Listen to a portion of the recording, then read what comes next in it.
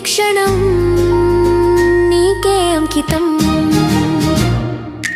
కష్టాలెన్నొచ్చినా మా దరికి చేరనియవు. నీ గుండె లోతుల్లోనే అన్నిటిని దాచేవు. నిశ్శబ్దంగా చేసిన త్యాగాలెన్నో మా భవిత కోసమే. నీ కలలన్నీ కనవు.